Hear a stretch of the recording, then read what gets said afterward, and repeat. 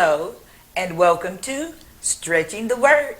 I'm your host, Sister Valerie, and not today, devil, just not this year. Thank you for viewing in. Today, we're going to be talking about the word exalt or exalted. In the Hebrew language, exalt means to lift up, to elevate to power or office or rank, to give dignity or an excellence to glorify. So today I want to talk about how God glorified Jesus. You know, sometimes we tend to forget that Jesus did come down to earth in a human form. You know, oh yeah, well, you know, you'll hear people say, oh, Jesus, he was always spiritual. He was always, you know, he was always spiritual and you know, he was always holy. Yes, he was always holy. But he came down in a human form. And I want to remind us of that today. So God had to exalt Jesus in the end. Why? Well, let's talk about that. Let's go to Hebrews, the 10th chapter and verse 5. Hebrews 10 and 5. And it reads, wherefore, when he cometh into the world, he said, wherefore, when he cometh into the world, okay, we know he was always present with God. But when he came into the world, when he came down to earth and otherwise, he said, sacrifice and offering thou wouldest not, but a body hast thou prepared me.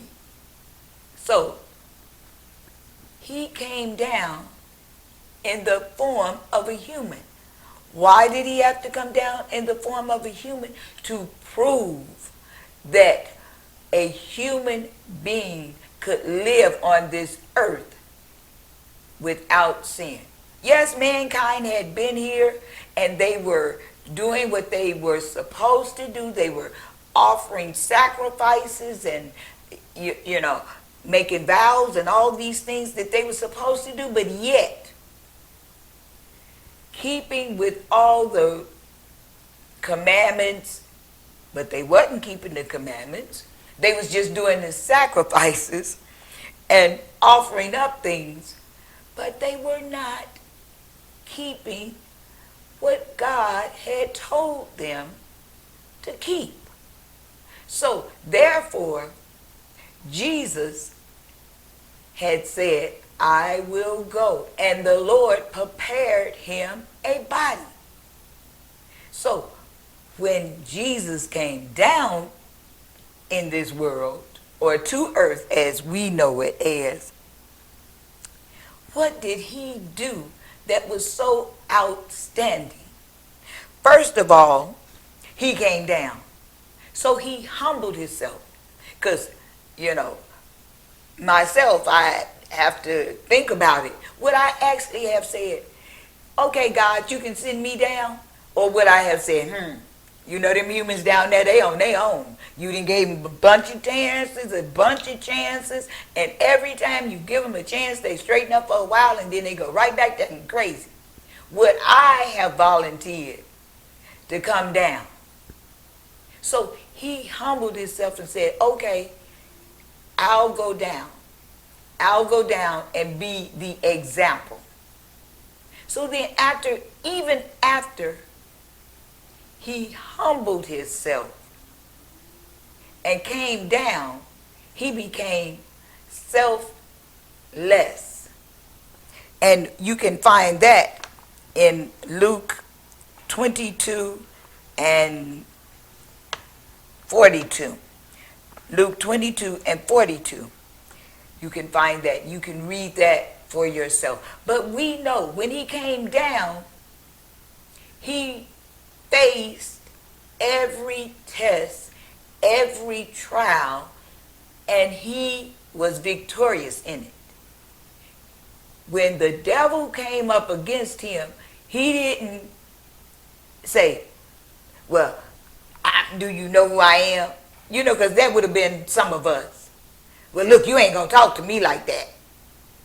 You know, we would have got beside ourselves. But Jesus didn't do that. He became selfless.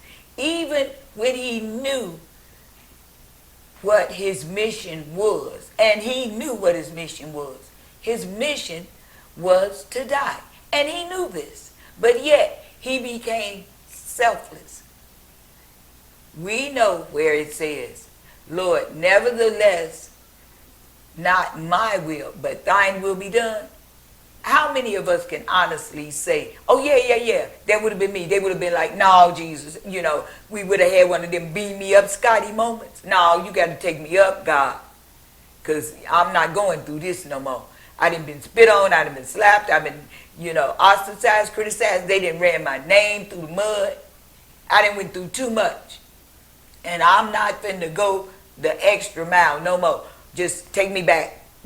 Take me back, God. Just take me back to heaven. But he said, nevertheless, let thy will be done. So he was humble. He was selfless. He was obedient. He faced the enemy without compromising. And then, last but not least, we're going to go to Philippians. We're going to go to Philippians, the 2nd chapter.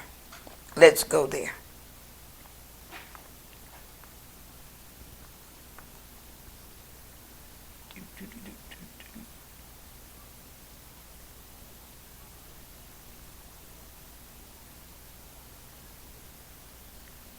Okay. Philippians 2, and let's start with verse 8.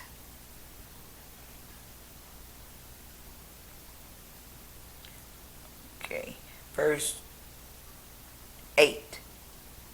And it says, and being found in fashion as a man, remember? He was made flesh. He humbled himself and became obedient unto death, even the death of the cross.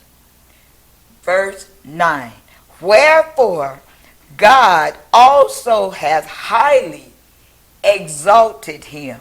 See, God had to exalt him because of the way he conducted himself when he asked to come down. And then once he got down here, he conducted himself as according to the will of God. So God exalted him.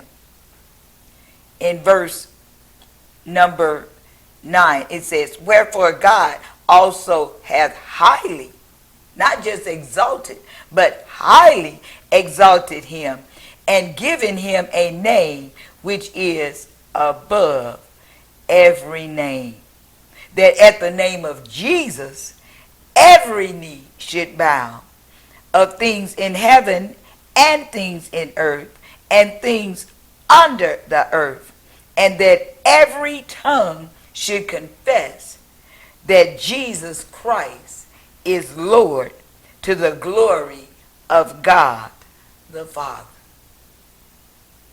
And so God had to exalt Jesus because he humbled himself. He became selfless.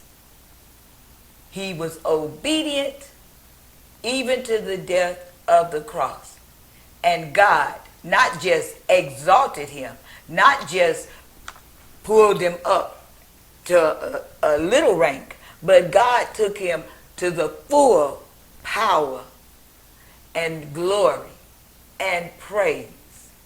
He was highly exalted.